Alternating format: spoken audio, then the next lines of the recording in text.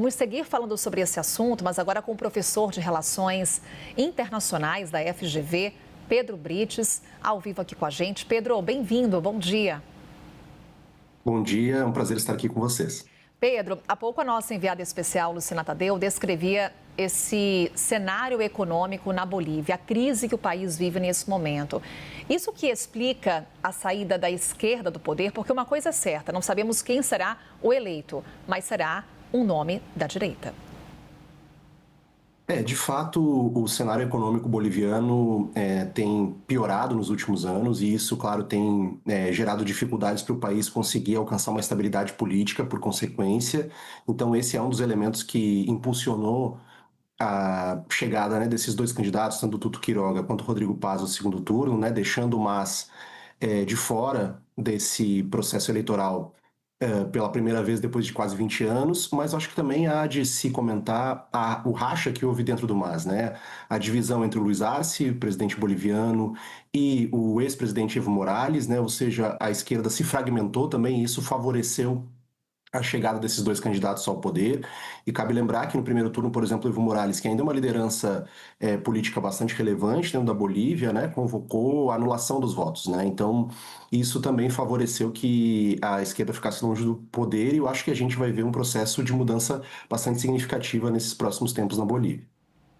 Ô Pedro, qual que é hoje o peso da figura de Evo Morales nessa disputa? Porque ele até queria, né, mas não pôde concorrer por uma decisão da Justiça Eleitoral da Bolívia. Mas nessas articulações que a gente acompanhou nos últimos dias, e até mesmo quando a gente olha para o futuro governo, qual será o peso da figura Evo Morales no país? Esse é um ponto bem relevante, né? Porque é claro que ainda dentro do MAS, dentro de toda a representatividade que ele tinha as populações indígenas bolivianas, as camadas mais pobres da população, o Evo Morales ainda tem uma representatividade muito significativa, né? Na província lá onde ele se elegeu, na parte de Cochabamba, ainda existe muita defesa do Evo Morales, né? O que mostra que ele ainda tem muita popularidade. E eu acho que isso também ficou presente nos debates também entre os dois candidatos agora do segundo turno. Tanto que os dois candidatos têm lidado com a questão de o que acontecerá a partir do momento que vai surgir um novo governo, como se posicionará Evo Morales e como cada candidato vai se posicionar em relação a ele. Né? A gente já sabe que o Tuto Quiroga tem uma posição mais firme, disse que se existe uma ordem judicial para prender o Evo Morales, que ele vai fazer com que o governo a execute. O Rodrigo Paz, por sua vez, já tem adotado uma postura um pouco mais tentando fugir um pouco desse debate diretamente, né, não tentando colocar uma postura tão firme, até porque ele tem uma expectativa de atrair um pouco mais esses votos de esquerda.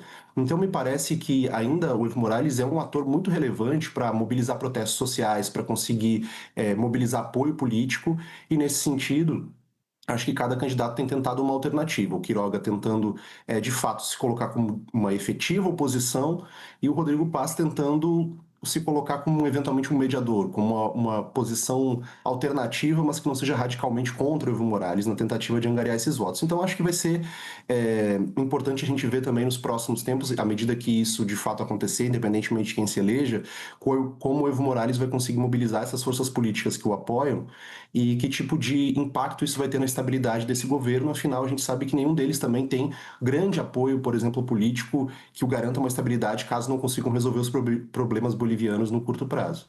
É porque é isso, né, Pedro? Não basta olharmos para a eleição, mas a gente também tem que olhar para a governabilidade desse nome escolhido nesse pleito. Pedro, muito obrigada por nos ajudar a entender o cenário boliviano. O Pedro Brites, ele é professor de Relações Internacionais da FGV. Já fica aqui o convite para uma próxima oportunidade, aguardando aqui o resultado dessas eleições. Pedro, obrigada. Obrigado, um abraço a todos.